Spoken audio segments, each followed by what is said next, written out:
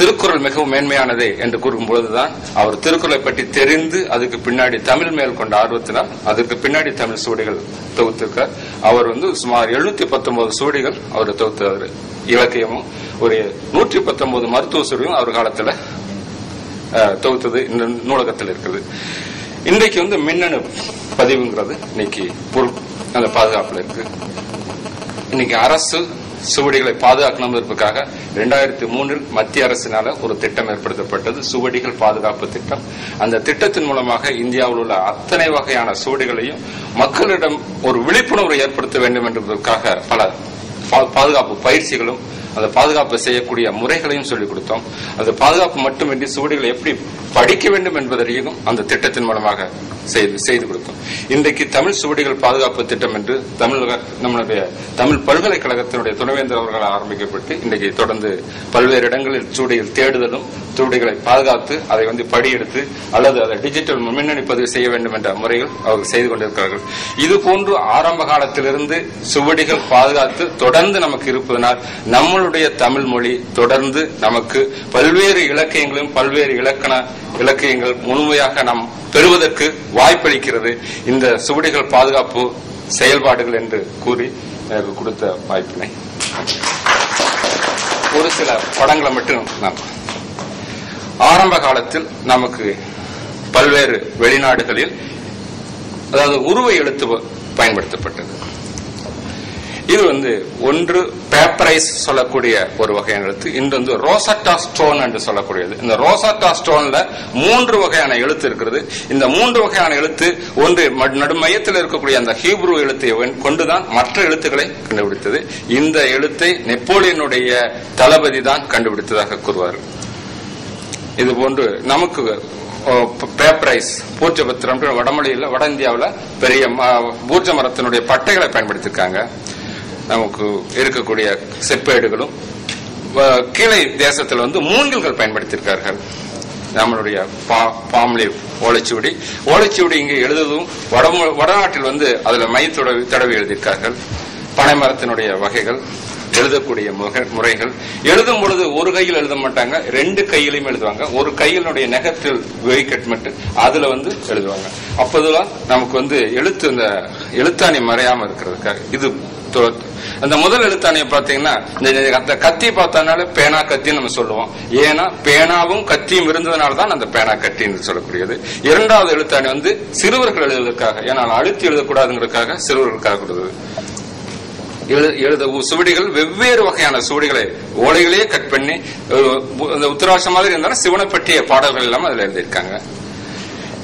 மேல இருக்கிறது கிபி 2ஆம் நூற்றாண்டு நாகரசன் அவர்கள் பல்கலைக்கழகத்தில் கல்வெட்டு. இன்றைக்கும் அந்த கல் சிற்பங்கள் ஓலை எழுதுவது மாதிரி இருக்கிறது. கீழே இருக்கிறது உலகத்திலேயே மிக பழமையான கிபி 2ஆம் நூற்றாண்டுடைய ஓலைச்சுவடி.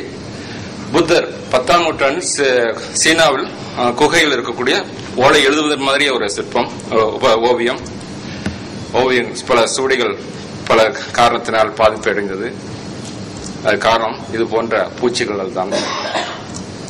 நமக்கு வைக்கக்கூடிய ஒவ்வொன்றோடு மேலே மேலே வைக்கும் பொழுது ஓலைகள் அதிகமாக பாதிப்பு ஏற்படும். அதனால் ஓலைகளை தனித்தனியாக வைக்க வேண்டும். இதுதான் அந்த காலத்தில் தூக்கு. அந்த உவேசானுடைய ஒரு என்சரத்தினுடைய புத்தகத்தில் இருக்கிற ஒரு படம் தான் நான் போட்டிருக்கேன் கீழே. அந்த பள்ளி மாணவர்கள் செய்யும் போது தூக்கி முதுகில் போட்டு கொண்டு வரும். அந்த மாணவர்கள் சில பணக்கார மாணவர்கள் சில ஆளை போட்டுக்குவாங்களாம். அந்த மாதிரி ஆட்களுக்கு தூக்கின்னு அந்த காலத்துல பேரு. மூங்கில் அல்லது மூங்கில் தப்பைகள் குடுவைக்குள்ள ஒரு சுவடிகளை வைத்து பாதுகாத்திருக்கார்கள். மண் குடுவைக்குள்ளையும் சுவடிகளை வைத்து பாதுகாத்திருக்கார்கள். மான் தோல் சுற்றி பாதுகாத்திருக்கார்கள். வடநாட்டில் மதுராவில் ஒரு தனியாக கோவிலில் தனியாக கிரந்த சமாதி என்று தனி கட்டிடமே இருக்கிறது. இது போன்று வெளிநாடுகளிலும் சுவடிகள் பாதுகாத்திருக்காங்க. புத்தகங்கள் வைப்பு பலகை, ஏனென்றால் சரியான முறையில் புத்தகங்களை வைத்து பார்க்க வேண்டும். இதெல்லாம் காகித சுவடிகள், சிவப்பு துணி சுட்டி வைத்திருக்கிறார்கள். கீழ்பகுதியில் நம்ம விக்டோர் ஆல்பர்ட் மியூசியத்தில் ஒவ்வொரு சுவடிக்கும் தனித்தனி பெட்டி போட்டு பாதுகாத்திருக்கிறார்கள். இந்த வாய்ப்பளித்த அனைவருக்கும் நன்றி. நண்பர்களே, அறிஞர் பெருமாள் அவர்கள் சுவடியினுடைய தோற்ற காலத்திலிருந்து இன்று வரைக்கும் அது எப்படி இருக்கின்றது என்பதை மிக அருமையாக விளக்கி கூறியிருக்கிறார். பல வெளிநாடுகளுக்கு சென்று அரிய தரவுகளை அவர் திரட்டியவர். இன்னும் சொல்ல போனால் சுவடி பாதுகாப்பு நெறியை பற்றி செய்த ஒரே அறிஞர் இவர்தான் என்று நாம் சொல்ல வேண்டும். இனி இது குறித்து ஏதேனும் கருத்துக்கள் இருந்தால் ஒரு 4 மணித்துளிகள் அதை பற்றி பேசலாம். அக்காலத்தில் உள்ள நூலகத்திற்கு எந்த விதமான பொருளை அது புத்தகம் கட்டாமல் இருப்பதற்கு பயன்படுத்தலாம் என்பதை கூறினால் நல்லது. இக்காலத்தில் நம்ம சுவடிகளை பாதுகாக்கணும்னா மாதம் ஒரு முறையாவது உங்களுடைய புத்தகம் வைத்திருக்கக்கூடிய அறமாரி புத்தகத்தை இந்த பக்கம் ஒரு மாதம் தள்ளி வையுங்கள், அடுத்த பக்கம். அங்க அடைபட்ட காற்று இருக்கக்கூடாது. அடைபட்ட காற்று இருந்தால் அங்கு ஈரப்பதம் இருக்கும், ஈரப்பதம் இருந்தால் பூச்சிகள் வரும். மழை காலத்திற்கு முன்னாடி புத்தகத்தை வெளியே எடுத்து துரத்தி வைக்க வேண்டும். மழை காலத்திற்கு பின்னால் புத்தகத்தை வெளியே எடுத்து உணர வைக்க வேண்டும். அதற்கிடையில் வசம்பு சீவி நம்ம போட வேண்டும். வசம்பு தொடர்ந்து போடாமல் மழை காலத்திற்கு முன்னால் வசம்பும் மழை காலத்திற்கு பின்னால் பூச்சூடம் என்று கடையில் கிடைக்கக்கூடிய பூச்சூடத்தை துணியில் கட்டி வைத்தோம். ஏனால் ஒரே பொருளை போட்டால் பூச்சியினுடைய அதனுடைய தன்மை, அந்த எதிர்ப்பு தன்மையை பெற்றுவிடும் என்பதற்காக மாறி போனோம். இது போன்று செய்தால், இது போன்று நம்ம தொடர்ந்து நம்ம கையாளும் முறையும் புத்தகத்தை கூட இன்றைக்கு அந்த காலத்துல புத்தகம் நம்ம ஸ்டாண்டு, புத்தக பிரிவு, அதாவது ஞானபீடம் இருக்கான். அந்த ஞானபீடம், அந்த சரஸ்வதி பீடம் என்றாலும் அந்த பயன்படுத்தப்பட்டது காரணம் புத்தகத்தை 90 டிகிரிக்கு மேல பிரிக்க கூடாது. இன்னைக்கு முழுமையாக 108 230க்கு பிரிக்கிறாங்க. ஆனா காரணம் அதனால், ஏன்னா இன்னைக்கு பைண்டிங்கிறது அன்றைக்கு பைண்டிங் பாதுகாக்கணுங்கிறதுக்காக தான் புத்தகத்தை இந்த அளவுக்கு பிரித்தாங்க. அது மட்டும் இல்லாம அன்றைக்கு அதிகமா பேப்பரை கூட திருப்பக்கூடாதுங்கிறதுக்காக தான் புத்தகத்தினுடைய மார்க்காக ஒரு பட்டு நூல் அதில் வைத்திருப்பாங்க.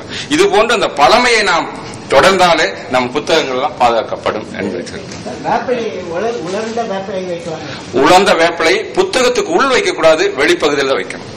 உலர்ந்த வேப்பிலை, நிழலில் உலர்த்திய வேப்பிலை, குறிப்பாக அந்த பூத்து குலுங்கக்கூடிய நேரத்தில் எடுக்கக்கூடிய வேப்பிலைக்கு அதிகமான ஐயா The code of Hammurabi அதெல்லாம் கிளே டேப்லெட்ஸ்லே வச்சதா சொல்றாங்க.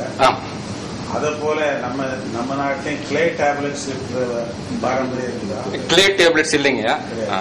ஆனா சில குறிப்புகள் மட்டும் நம்ம பானை ஓடுகள் பானைகள் சில ஒரு உருவங்கள்ல தான் எழுதியிருக்காங்களா, தனியாக கிளே டேப்லெட்ஸ் இங்க ப்ரிப்பேர் பண்ணலைங்க. அடுத்து நம்ம சிந்துவெளி நாகரிகம் இந்த மெசொப்பொட்டேமியா நாகரிகம் ஒன்னா இருக்கிறதுக்கு ஹிராஸ் ஃபாதர் அதை ஸ்டடி பண்ணதுல அந்த எழுத்துக்கள் ஒற்றுமையை சொல்றது, அந்த எழுத்து எந்த வடிவத்தில் ஐயா இது என்னுடைய தொடர்புக்கு அற்ற இது வேற கல்வெட்டியல் தொடர்பானது இது எழுத்துக்களை பற்றி. ஆனால் அவர்கள் அருமையான ஒரு கேள்வி கேட்டிருக்கிறார்கள், அதை பற்றி நம்ம ஆராயலாம். நூலகங்கள் புத்தகங்களை பூச்சி வராம இருக்கணும் ஒரு மருந்து அடிச்சுட்டு போறாங்க. அந்த மருந்தால புத்தகங்கள் பாதிக்கப்படுங்க. கட்டாயமா சில நேரங்களில் கட்டாயம் பாதிக்கப்படும். அந்த புத்தகங்களுடைய அந்த பூச்சிகளுடைய அந்த மருந்து நேரடியாக புத்தகத்தின் மேல் பட்டால் கட்டாயம் பாதிக்கப்படும். அது அமிலத்தன்மையோ மற்ற ஏதாவது ஏற்படும். நீங்க எப்போ சொல்ற வழக்கம் நரகத்தை சொல்லணும்னு கேட்கிறேன். இன்றைக்கு பூச்சி பாதுகாப்பு இந்த நூலகத்தில் சரஸ்வதி மகால் நூலகத்தில் 1882 முறை சரஸ்வதி மகால் நூலகத்தில் குப்பா பட்டுலு என்ற ஒரு நூலகர் ஒரு மனம் கொண்ட ஒரு பொருளை பயன்படுத்தியிருக்காங்க. வசம்பு ஒரு பங்கு, கருஞ்சீரகம் ஒரு பங்கு, லவங்கம் பட்டை ஒரு பங்கு, மிளகு 1/4 பங்கு, கிராம்பு 1/4 பங்கு, இந்த 5ஐயும் நிழலில் காய வைத்து பொடி செய்து ஒரு நல்ல வெள்ளை துணியில் 2 ஸ்பூன் பொடியும் ஒரு சின்ன சூட கட்டியும் கட்டி வைத்தால் 6 மாதங்களுக்கு எந்த விதமான பூச்சிகளும் வராது என்பது இன்று வரை தொடர்ந்து சரஸ்வதி